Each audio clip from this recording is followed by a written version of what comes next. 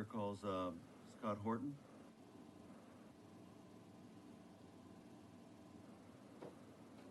Mr. Horton, if you would state your name for the record, who you represent, and your position on the bill. Hi, my name is Scott Horton. I'm the director of the Libertarian Institute, and I'm in favor of this bill. Thank you. I have a prepared statement here. Thank you very much for considering this important legislation. Nothing I'm about to say should be heard as an attack on U.S. troops, but part of the fight for them. I'd like to mention something that is becoming a real crisis in this country, and that is the move by American liberals and progressives further to the left toward what they call democratic socialism in the Bernie Sanders fashion. This is especially true among millennials and Generation Z. It does not just mean a push for a larger welfare state, but more and more they reject market capitalism broadly defined and believe that all large holdings of wealth and property should be taxed away or otherwise taken over by governments to manage. This, of course, would be an absolute catastrophe. But so then why is this happening? It's not because of the failures of free market capitalism. Sir? To deliver prosperity. Can we focus on this bill? Yeah, that's what it's about. I'm getting to the point, I promise, sir. It is not because of the failures of free market capitalism to deliver prosperity, but primarily the failure of American militarism, which destroys trillions of dollars and wastes billions of hours of man and brain power that would otherwise go to productive uses. It was Republican President and former five-star General Dwight Eisenhower who warned about the corrupting influence of what he called the military-industrial complex now 60 years ago. But there has been no reckoning since. Recent Presidents Obama and Trump both echoed Ike's same complaint about Pentagon officials overriding the will of the country's civilian leaders to roll back U.S. intervention. See the military canceling Donald Trump's withdrawal from Syria twice in 2018 and 19, and their recent cancellation of his deal to withdraw from Afghanistan.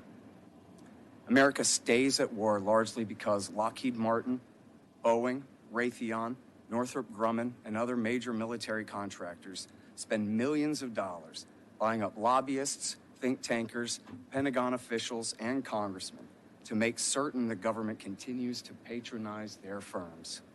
It is as simple as that. It is not unmentionable. Everyone knows it, and it is as wrong as it could be. American militarism also necessitates an inflationary monetary policy so that the government can continue to expand its overseas footprint without having to raise taxes, which can cause too much open resistance. But this monetary inflation leads not only to rising prices across the board, but to massive bubbles in certain sectors, leading to terrible economic crashes as we've survived in 2000, 2008, and last year, which, though forced by the lockdowns, was due anyway. Even though so many Americans had never even recovered from the last bust. And as anyone living through the massive inflation in the housing market in Texas today can tell you, there have never been so many homeless families living on the streets of our towns and our state. For all these problems, the free market takes the rap. Capitalism in general is said to be discredited. The distortions caused by permanent war then threaten all of our prosperity in even more severe ways in the future if present trends continue.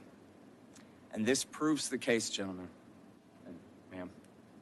We can either have a republic or an empire, but we cannot have it both ways.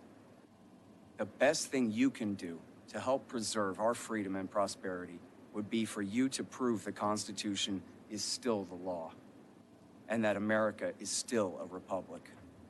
Texas could lead the more than 30 states considering similar Defend the Guard legislation this year, and let it be known that the people of this country want an end to unconstitutional wars, and that the states' legislatures do in fact represent them and are determined to demonstrate that it is so. Thank you. Let me ask you this. So if Congress were to declare war tomorrow, or if they'd have done it 2 years ago or whatever, then you would not be arguing that it would not be proper for the Texas National Guard to be deployed. Is that right? Well, I mean, you might still be against it. sir, You wouldn't be arguing that it was not proper or in order. sure. The Constitution in Article 1, Section 8, Clause 11 delegates the power to the U.S. Congress to declare war, not to the president. So if they did declare war, then you would not be arguing that the Texas National Guard should, were the Texas National Guard to be deployed, you would not be arguing that that was illegal. Correct. Is that right? Although it You should may be not, said you may that- not agree with the deployment, or because you didn't like the war, or you don't agree Sure. with the war, but you would not be arguing that it wasn't legal. Correct. I just want to make sure that we're, okay. Mr. Penholt? Thank you, Mr. Chairman. So you're familiar with Title 10 and Title 32? Are you familiar with those? That's not my specialty, sir, but Okay. Is there someone that's coming up that will be? yes, I believe Dan McKnight, the head of Bring Our Troops Home, is the expert on that. Perfect, thank you. Members, any questions? Anyone? Thank you. Thank you Thank for your you. testimony.